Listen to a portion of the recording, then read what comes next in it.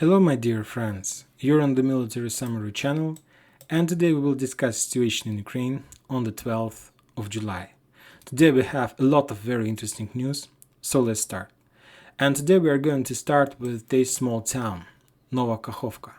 This town is located on the river, Dnepro River, you see. This town is located in Kherson district. This town is on the east from Kherson. And this morning we got updated that the Ukrainians used their HIMARS attack, HIMARS impact, and according to the Ukrainian sources, they managed to destroy the warehouse of shell and ammunition, the Russian warehouse. A few hours later, we got update from the Russian Ministry of Defense, and according to their information, there were no warehouse of ammunition and shell. It was just a simple warehouse of saltpeter. And as you know, saltpeter is very dangerous and it's very explosive, and this saltpeter is used as a fertilizer component for agriculture. So we can say that Ukrainians did some damage to agricultural sector of the south of Ukraine. So, and that's all about the Kherson, Melitopol, about the south of Ukraine. Now let's talk about Seversk-Bakhmut battle, the major battle during these days, and we got more and more updates from this area. If you remember, yesterday we discussed this area, and I told you that the Russians, their tactic is to choose to find some target and to hunt this target like for a few days, trying to deal this target as much damage as possible. And yesterday we stopped on the fact that the Russians spotted some 58th motorized brigade, this one that located that the main base that is between Siversk and Solidar, this one. And yesterday the Russians dealt some rocket impact and they destroyed the headquarters of this group. And my projection was that the Russians would try to hunt this group more this day, and I was expecting that today we are going to receive more updates about the losses of this brigade, but I was wrong, because the Russians continue to shell the forces that located on the south from Bakhmut. This is Bakhmut, and this is the area where we spot 72nd Mechanized Brigade, if you remember, 13th Mechanized Brigade, and there are 108th Mountain Battalion and 10th Mountain Brigade. So this is the forces that protect the south of Bakhmut. And today we got report from the Ministry of Defense of Russian Federation that they impacted the 13th Mechanized Brigade, this one that located in Ugledarska power plant, the area that the Russians are planning and trying to encircle. This is the area where the heaviest clashes are.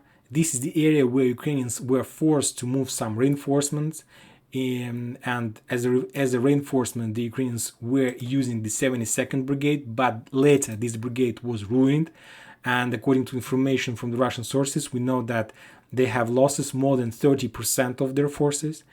And today the Ministry of Defense reported about the losses of 13th Mechanized Brigade, and the losses is around 180 soldiers and around 26 vehicles, including tanks and heavy vehicles. So, as I understand, the Russians are trying and they will encircle Ugledarska power plant. Furthermore, if we see that these two mechanized brigades is already, they still have some forces. I think that they have more than 50%, of course. But believe me, according to the standards, if a brigade has losses more than 5%, according to the NATO standards, these forces should be moved from the front line. There should be some kind of rotation. And the Ukrainians were forced to use 24th Mechanized Brigade. If you take a look at the map of this position, you see that 24th Mechanized Brigade is located very far from this area. We can say that 24th Mechanized Brigade is some kind of deep reserves for some unpredictable case. And as I see, because of that fact that the Ukrainians were forced to move this brigade here, this unpredictable case has happened. The Ukrainians established their main base of this 24th Mechanized Brigade on this area. This one. This is the area between Bakhmut and Solidar here. This is their line, their main base, their main position. They're using this position just to figure out, to understand where they should move first, or to the south or to the north. There is another line, unmarked another line, near Verkhovka, this town Verkhovka, and this town was reinforced with some group from 14th Mechanized Brigade. If you take a look at the map of this position, you won't find 14th Brigade on this front line. I was trying to find this brigade and I found them on the Kherson area. This is for 14th Mechanized Brigade. Maybe this map is not updated. But according to the Russian sources, they moved this 14th Mechanized, not the entire brigade on the Seversk front line, but just a part. And as I understand, because of the fact that they have to use forces from Kherson area, I suppose that the problem with reserves and reinforcement is in this area is very critical. Furthermore, we got some updates from 118th Territorial Defense Brigade. This brigade was ruined, very ruined for the next week. So that's why the Ukrainians were forced to move this brigade from the area Ivano-Darivka, Sporno, Berestova, from this area, and now their position is around Solidar Artyomovsk, so in the town. So of course it's much more easier to protect, to stand in town than in the open field. But the Ukrainians moved, not how to say, the 10th Mountain Brigade that was located on this area towards this area. So as you can see, there is no reinforcement, there is no rotation. The Ukrainians just changed the position of two groups that were located on zero line. But if we're talking about the 10th Brigade, yes, they're located in town. It's much more easier. They had less losses. And if we're talking about these 118s, they had a lot of losses. So that's why they just make some changes. But it won't change the picture, because I'm sure that in a day or in two we're gonna hear that the Russians would manage to demilitarize this 10th Mountain Brigade as well. Now let's talk about Siversk itself. There was also some rocket impacts in this area. The Russians managed to destroy some service center, and this service center, the Ukrainians were using this service center to repair their heavy tanks and equipment, and now they're no longer able to do this. And as you can see, there are a lot of mechanized and motorized brigade. 1, 2, 3, 4, 5, 6, around 7 mechanized or motorized or tanks brigade in this area, and their service center was destroyed. I'm not sure that there is just one service center, but at least now it's much more difficult to fix and repair the Ukrainian forces in this area. Furthermore, there is our famous 79th Assault Brigade, and during this period the Russians destroyed their warehouses in this area. So now this brigade has some lack of equipment, shelling and ammunition. And if you take a look at this map, this position, we see that this brigade is located right in front of Severodonetsk river, right in front of this river, and according to my projection, I suppose and I expect that the Russians are planning to cross this river very soon. And we see that this brigade has a lot of losses, and it's not 100% brigade. We discussed this brigade many times. And now this brigade also doesn't have any warehouse under their control. So I see that the Russians are preparing and planning to do something on the north, in the area between Zakitna, Platonovka, Dronivka, in this area. So I suppose and expect the cross of this river. I have updated already this map, the West Sources map, with the progress, and just for better understanding, Belogorovka is on the Russians, Grigorivka is on the Russians, Sporno is on the Russians, Berestova still under 10th Brigade, but the 118th was defeated.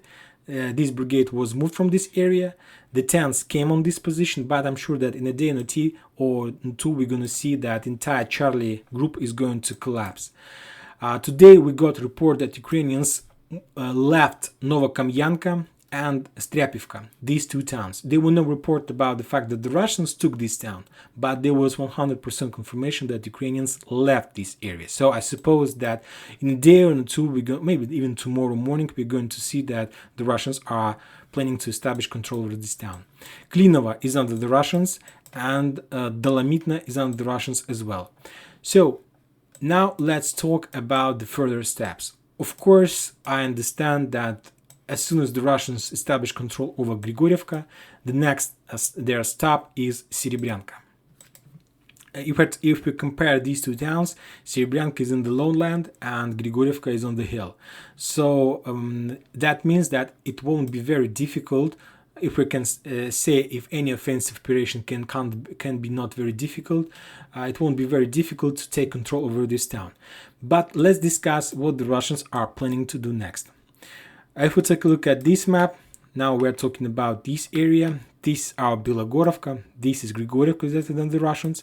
And now the Russians are planning to move from Grigorievka towards Serebryanka. You see that this is a small village on the lowland, there is no forest where the Ukrainians can hide. There is no places at all around the town where the Ukrainians can hide, their vehicles and so on. They only can do this in town, in this village, but it is very easy to spot and to destroy. Now let's discuss what the Russians are planning to do next.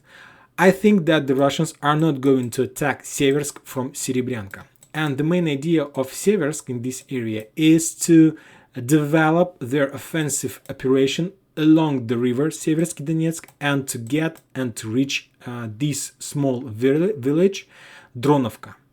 This one. So if we take a look at the West Sources map, I suppose that the Russians, as soon as they take Serebryanka, are going to move to Dronovka. So there are like two options how the Russians can establish their, we can say, bridgehead on this side of the river. The first one to cross the river from the north, and the second one, of course, to take Serebryanka, and after Serebryanka to move further to Dronovka without attacking Seversk. Of course, this attack from Serebryanka towards Dronovka will be supported by attack from the Russians from Yampel. And we discussed and we understand, so if the Russians are able to take this bridgehead, we can say that Siversk is no longer a safe place where the Ukrainians can feel themselves on a safe side. And we are going to see another evacuation from this territory, because furthermore, I understand that very soon, because of very high losses on the south, the south front line is going to collapse as well, maybe even the next weeks, and the Russians will be able to develop their offensive operation towards Kurdyumovka. I see that a lot of forces from Charlie group is already collapsed, so that's why I suppose that this area, the Charlie group area, will be taken by the Russians very soon as well. I don't think that the Russians are able to establish control over entire this area by the end of this weekend, because they still have a lot of work with their forces, with their mechanized brigade, with artillery and so on. So we will see another reports every day how the Russians are reducing the Ukrainian forces on this front line. But we see that situation is very critical. Furthermore, if we take a look one more time at this position map, you see that there is a lot of icons, a lot of groups, and according to the reports I have, I understand that there are just 3 or 4, if we can call them like this, 100% fully blooded groups. This is 111th Defense Brigade, they're like in reserves, 112th Defense Brigade, and 4th Tank Brigade. I haven't heard anything about their losses. Maybe there was some report a few weeks ago, maybe months ago, but I haven't heard anything about this, or maybe I just missed these reports. And that's it. Every single other group in this area was affected by the Russians shelling. I tried to calculate and I got some very soft numbers that around 50% of these groups has losses from 30 till 80%. So imagine yourself that 50% of all this group is is nothing, just the groups, just the titles, because they're very low morale. I'm sure that they don't have any willing to continue fighting in this area.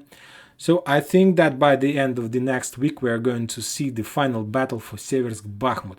I'm not saying that this entire front is going to collapse, at least Seversk is going to collapse, and if we're talking about the Bakhmut, the next chapter of the battle inside the town, or Chasov Yar or Bakhmut. Now let's talk about volunteers. Today the Ministry of Defense of Russian Federation did another report about the volunteers. They published the list of countries, and the first place from volunteers is, of course, after the Poland.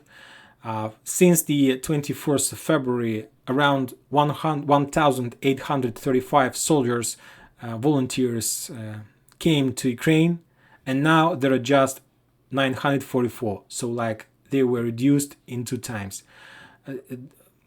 But if we're talking about the killed, just 544 soldiers.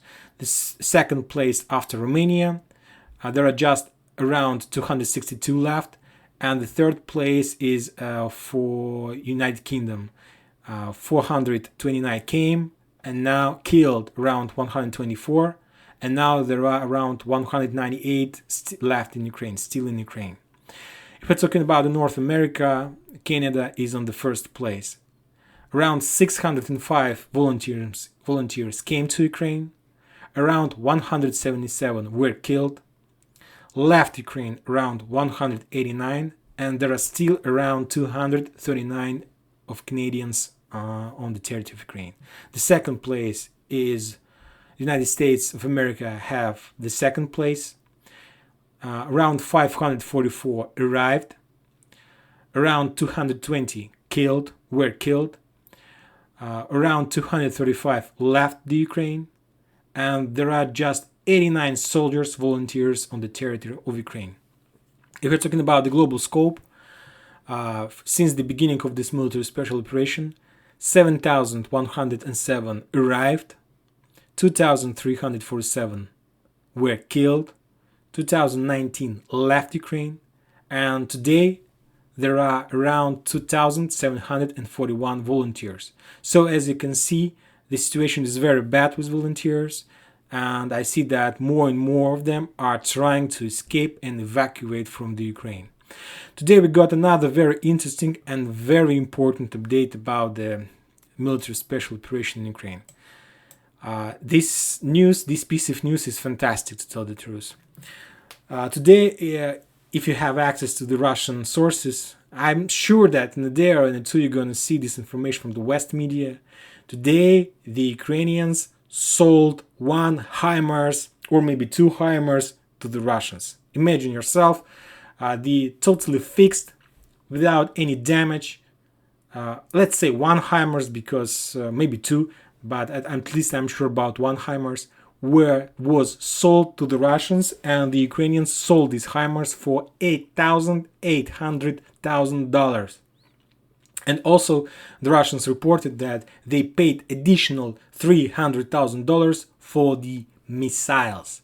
So as you can see, soon we are going to see, maybe in a year or in a 2, the fully, created HIMARS, but from the Russian side. It's a very bad situation, and I'm sure that if it's true, and I'm sure that it might be very true because it was told and reported by the Russian sources who is very close to the intelligence, I'm sure that this fact may ruin every support or supply with the West weapon of Ukraine. And this is very bad. This is very bad for the Ukrainians if they are not able to keep the West of weapon in safe. I understand if, for example, there was a battle, the Russians attacked, they destroyed some group and their storm, and with the storm they are managed to take control over some HIMARS because there was no way to evacuate them. But if we're talking about regular business, it's not a business, it's a war. I can't imagine how it's even possible. And that's it for today. Military Summer channel reminds you that we condemn any violence in Ukraine. Thank you for your watching. Subscribe to my channel, put your likes, join my Patreon, and have a good day. Bye bye.